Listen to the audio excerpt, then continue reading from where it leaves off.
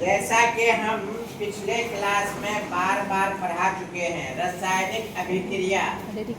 रासायनिक अभिक्रिया कितने प्रकार के होते हैं, आज हम इसको रिवाइज कर रहे हैं कि रासायनिक अभिक्रिया कितने प्रकार के होते हैं। पहले भी पढ़ा चुके हैं। सबसे पहला जिसको तुम लोग बोलते हो संयोजन। संयोजन अभिक्रिया क्या बोलते हैं? संयोजन अभिक्रिया। इसको अंग्रेजी में बोलते हैं कॉम्बिनेशन रिएक्शन। क्या बोलते हैं? Combination reaction. इसका कहेगा कि समीकरण दीजिए, उदाहरण दीजिए। कॉम्बिनेशन नाम से ही पता चल रहा है कि इसका मतलब है कि दो या दो से अधिक तत्व या दो से अधिक यौगिक मिलकर जिसका नए यौगिक का निर्माण करते हैं, नए पदार्थ का निर्माण करते हैं, उसी को कॉम्बिनेशन रिएक्शन, संयोजन यानी जुड़ करके जो बनता है उसी को बोलते हैं। तो अब जैसे कोई बोले ये जल बनाते हैं, वेरी इजी, ठीक है। अब ये तो दो तत्व मिलकर के नए यौगिक बने।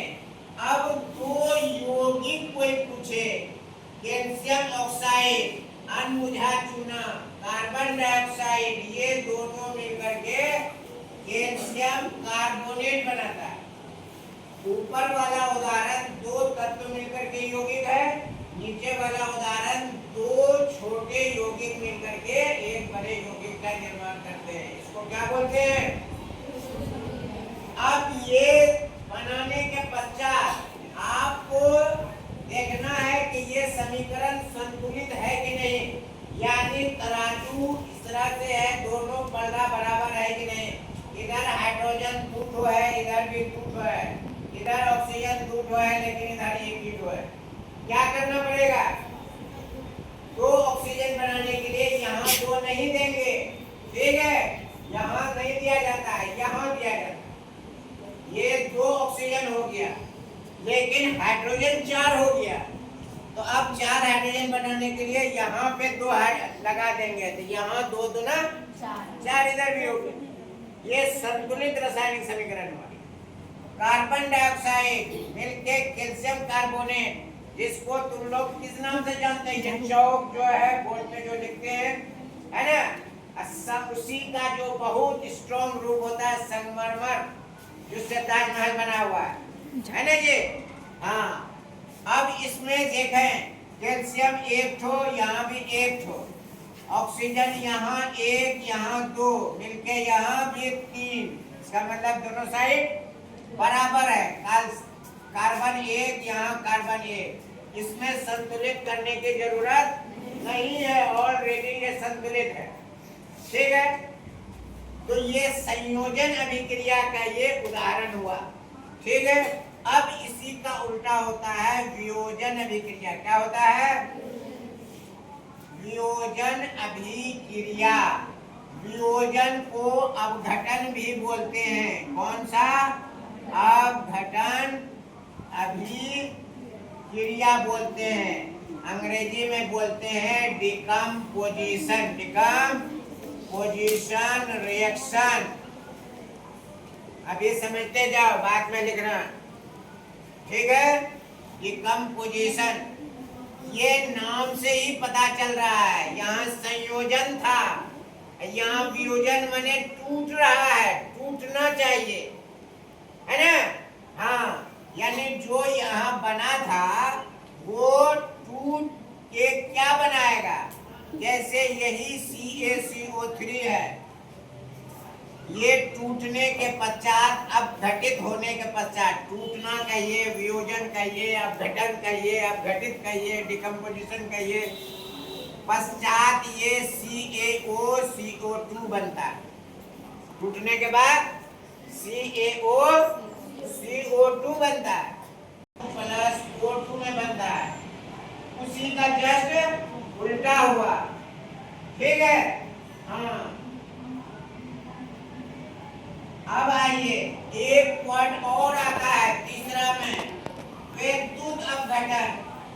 विद्युत अपघटन। विद्युत अपघटन किसको नाम से ही पता चलता है, यानी ऐसा अपघटन जिसमें विद्युत प्रवाहित होने के पश्चात हो, इलेक्ट्रिक बिजली उसमें, बिजली का करंट उसमें डाला जाए तो टूट हो, तो उसी को कहते हैं क्या जी, विद्युत अपघटन। अंग्रेजी में इसको बोलते हैं इलेक्ट्रिक डिकम्पोजिशन। इलेक्ट्रिक डिकम या इलेक्ट्रो भी बोल सकते हैं, डिकम्पोजिशन। यही जो जल है हाइड्रोजन और ऑक्सीजन में आसानी से नहीं टूटता है ना, इसमें बिजली प्रवाहित करते हैं। ऐसे ऐसे चिन्ह दिया, डेल्टा चिन्ह, यानी बिजली का करंट लगा, तब ये मिलकर के ये बनता है ना। उसी तरह से NaCl है, नमक जिसको बोलते हैं, इसमें इसी तरह से करंट होता है, Na+Cl2 2NaCl, ऐसे इसका समीकरण संतुलित करने में ऐसे होता है ना। AClO3 हाँ, तो ये Cl प्लस ऑक्सीजन अलग होता है। ये यही अपघटन अभिक्रिया में जब बिजली पास कराया जाता है तब टूट होती है, उसी को क्या कहते हैं, विद्युत अपघटन कहते हैं। ठीक है, अब आइए, अपघटन दो बार भी हो सकता है, अपघटन दो बार भी हो सकता है, उसको उभय अपघटन क्या कहते हैं, क्या कहते हैं, उभय अपघटन अभिक्रिया। अंग्रेजी में इसको बोलते हैं डबल डिकम्पोजिशन। क्या बोलते हैं, उभय अपघटन को डबल डिकम्पोजिशन रिएक्शन। जैसे यहाँ लोहा है ना, इसको कॉपर सल्फेट के साथ क्या किया, अभिक्रिया कराया, तो ये कॉपर को इसने अलग कर दिया और इसका इससे संपर्क कर लिया, FeSO4 के साथ है ना, मिल गया और कॉपर को अलग कर दिया। ठीक है, एक उदाहरण इस तरह से हो सकता है। दूसरा उदाहरण हो सकता है AgNO3 प्लस NaCl। ये Cl के साथ अलग एक बना दिया और ये सोडियम नाइट्रेट के साथ मिलकर बना, क्या बना दिया, NaNO3 प्लस AgCl। यहाँ है ना, बट टूट के अलग अलग हो गया, यहाँ टूट के अलग हुआ और साथ में एक को अलग कर दिया और एक अपना स्थान ले लिया। और यहाँ नीचे वाले को क्या कर रहे हैं, दो बार स्थान परिवर्तन हुआ, ये इसके साथ मिल गया, ये इसके साथ, यहाँ के बार हुआ था, यहाँ दो बार हुआ है क्या नहीं जी। हाँ, उसी तरह से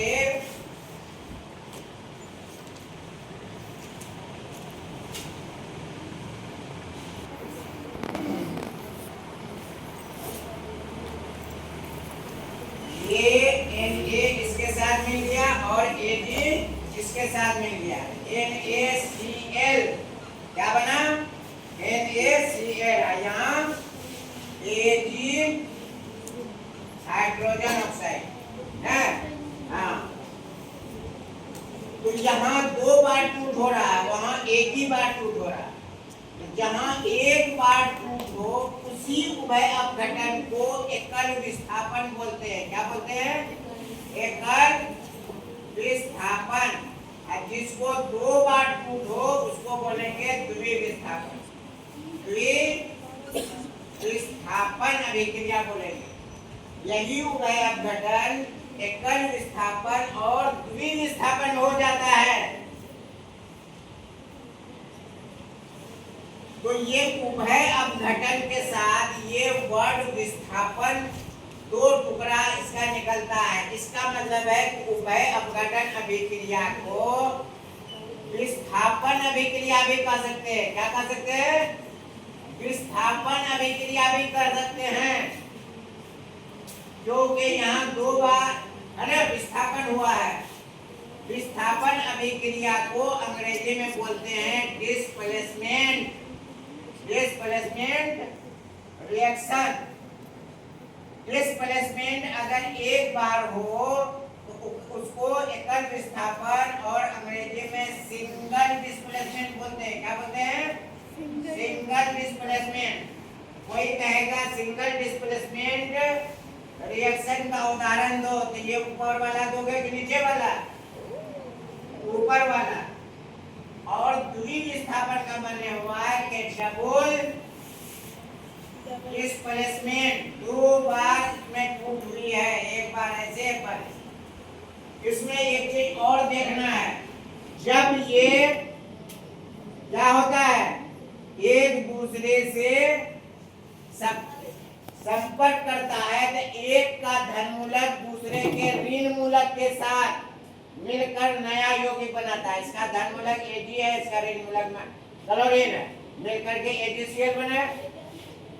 इसका धनमूलक सोडियम है और ऋण मूलक नाइट्रेट है, मिलकर के NO3 बना। यहाँ आयन का भी निर्माण होता है ना? हाँ, ऐसे भी लिख सकते हैं। इसी तरह से ये Ag यहाँ OH के साथ मिलकर के AgOH2 बनाया और यहाँ NaCl बनाया। यहाँ भी इसका धन इसके ऋण से, इसका धन इसके ऋण से मिलकर के बना। तो नीचे वाला दोनों उदाहरण क्या हुआ? डबल डिस्प्लेसमेंट हुआ है ना जी? इसका एक नाम और है रीअरेंजमेंट रिएक्शन। क्या बोलते हैं? Rearrangement reaction. रीअरेंजमेंट रिएक्शन को हिंदी में कहते हैं पुनर्नियोजन। पुनर्विस्थापित अभिक्रिया भी बोलते हैं। गोया के उभय अपघटन को ही कभी कभी हम विस्थापन अभिक्रिया बोलेंगे, कभी पुनर्नियोजन बोलेंगे, रीअरेंजमेंट बोलेंगे, डिस्प्लेसमेंट बोलेंगे। और जब डिस्प्लेसमेंट को फिर दो भागों में बांटेंगे तो एक को सिंगल डिस्प्लेसमेंट और दूसरे को डबल डिस्प्लेसमेंट बोलेंगे। ठीक है? हाँ, अब आइए डबल डिस्प्लेसमेंट भी, विस्थापन भी दो प्रकार के होते हैं। ये पहले में देखे हो कि ये बना और कभी कभी AgCl लिख करके देखते हो ऐसे कोना में ऐसे तीर का निशान नीचे दिया हुआ रहता है। इसका क्या अर्थ होता है? जानते तो तुम लोग देखे होंगे कि कोई भी ऑक्सीजन वगैरह है ये सब का तीर का निशान ऊपर रहता है, लेकिन यहाँ तीर का निशान नीचे रहता है। नीचे का मतलब है कि कोई वस्तु है, कोई है ना, हाँ चीज है, पदार्थ है जो नीचे बैठ गया है। तो इसी द्विविस्थापन अभिक्रिया को जिसमें नीचे बैठ जाए उसको बोलते हैं अवक्षेपण अभिक्रिया। क्या बोलते हैं? हाँ, अवक्षेपण अभिक्रिया, प्रेसिपिटेंट रिएक्शन। द्विविस्थापन अभिक्रिया को भी दो भागों में बांट दिया। ठीक है? हाँ, जैसे यहाँ है डबल डिस्प्लेसमेंट है, लेकिन इसको चूंकि इसमें घोल है इसको उदासीनीकरण भी कहते हैं। क्या कहते हैं? उदासीनीकरण। अंग्रेजी में न्यूट्रलाइजेशन रिएक्शन। कहने की एक ही अभिक्रिया का जो अलग अलग स्वरूप हो सकता है। समझ रहे हो बात? एक ही अभिक्रिया का अलग अलग स्वरूप हो सकता है। सबसे पहले बोलना है उभय अपघटन ही हम क्या कहते हैं, विस्थापन विक्रिया कहते हैं। उसी को हम पुनर्नियोजन विक्रिया भी कहते हैं। अंग्रेजी में उभय घटन को डबल डिस्कम्पोजिशन कहते हैं। उसी को हम डिस्प्लेसमेंट भी कहते हैं। उसी को हम रीअरेंजमेंट भी कहते हैं। डबल डिकम्पोजिशन को फिर बदलते हैं। अगला तो एक को कहते हैं अवक्षेपण विक्रिया, प्रिसिपिटेशन रिएक्शन। दूसरे को कहते हैं उदासीनीकरण विक्रिया, अंग्रेजी में न्यूट्रलाइजेशन रिएक्शन। किताब पढ़ोगे और हमारा पढ़ाया हुआ दोनों को मिलान करोगे तो तुम वो सारी चीज कंठस्थ हो जाएगी। समझ गए? हाँ, इतना तो कर लो।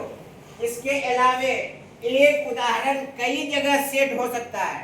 जैसे ये संयोजन अभिक्रिया है ना, ये 2H2 प्लस O2 मिलकर के बनाया 2H2O। ठीक है, इसको संयोजन अभिक्रिया कहते हैं, है ना? हाँ, इसके बनने में अगर उष्मा प्राप्त होता है, कुछ न कुछ उष्मा निकलता है, तो इसी को उष्माक्षेपी अभिक्रिया भी कहते हैं। क्या कहते हैं? उष्माक्षेपी, अंग्रेजी में एक्सोथर्मिक रिएक्शन। यही उदाहरण यहाँ भी दिए और यही उदाहरण उष्माक्षेपी में भी दे सकते हैं। समझे? हाँ, यही अब देखो, ये अभी बताए थे 2H2O टूट करके H2 प्लस O2 में बदलता है। इसमें कुछ न कुछ उष्मा का ह्रास होता होगा, उष्मा में कमी आती होगी, है ना? जैसे यहाँ प्लस है तो उष्मा बना, ये माइनस है तो उष्मा घटा। तो जिसमें प्लस है उसको उष्माक्षेपी बोलते हैं, एक्सोथर्मिक बोलते हैं। जो उष्मा लॉस हुआ उसको उष्मा शोषी बोलते हैं। क्या बोलते हैं? उष्मा शोषी अभिक्रिया बोलते हैं। 2H2 प्लस O2 मिलकर के 2H2O बना। यहाँ क्या देख रहे हो, यही चीज टूट करके फिर A में बदला। तो आधा ऐसे आधा ऐसे लिख सकते हैं। यही मिलकर के ये बनाया, यही टूट करके ये बनाया, तो इधर से क्या फिर इधर वापस आ गया। तो ऐसे अभिक्रिया को हम कहते हैं कौन सी? अंग्रेजी में कहते हैं रिवर्सिबल रिएक्शन। क्या कहते हैं? Reversible reaction. उत्कर्मणीय, हिंदी में क्या बोलते हैं? उत्कर्मणीय अभिक्रिया, है ना? इसका मतलब हुआ कि जिसमें ये वापस नहीं आए तो उसको क्या बोलेंगे? इररिवर्सिबल। क्या बोलेंगे? ये इररिवर्सिबल। इसमें ये बना फिर ये वापस आए, इररिवर्सिबल रिएक्शन, है ना? हाँ, कैसे? ये दोनों मिलकर के, है ना? हाँ, क्या बनाया? NaCl बनाया। अगर ये वापस नहीं बना, वापस इसमें विभक्त नहीं हुआ, तो इसी को कहते हैं इररिवर्सिबल रिएक्शन। जिसमें तीर का निशान एक ही तरफ जाए, वापस नहीं आए, उसी को कहते हैं इररिवर्सिबल रिएक्शन। हिंदी में इसको कहते हैं अनुत्कर्मणीय। अनुत्कर्मणीय। तो इसका मतलब कितना तो भाग हो गया रे? 1 2 3 4 5 6 7, है ना? यहाँ पे 8 9 10 11। एक होता प्रकाश संश्लेषण भी, प्रकाश रासायनिक अभिक्रिया, है ना रे? जैसे भोजन तुम लोग खाते हो, पकाते हो, जो बनता जो है कैसे बनता? तुम लोग भोजन बनाते हो कि पकाते हो? बनाते नहीं, पेड़ पौधे बनाते हैं। हाँ, बायोलॉजी के हिसाब से, रसायन के हिसाब से। तो क्या करते हैं? पेड़ पौधे वायुमंडल से कार्बन डाइऑक्साइड लेते हैं, जमीन से जल लेते हैं और यहाँ से प्रकाश लेते हैं। कहाँ से? सूर्य से प्रकाश लेते हैं। मिल करके क्या बना देते हैं? ऑक्सीजन बनाते हैं। और कौन सी बनाते हैं? सबसे पहले कार्बोहाइड्रेट बनाते हैं C6H12O6 और ऑक्सीजन बनाते हैं।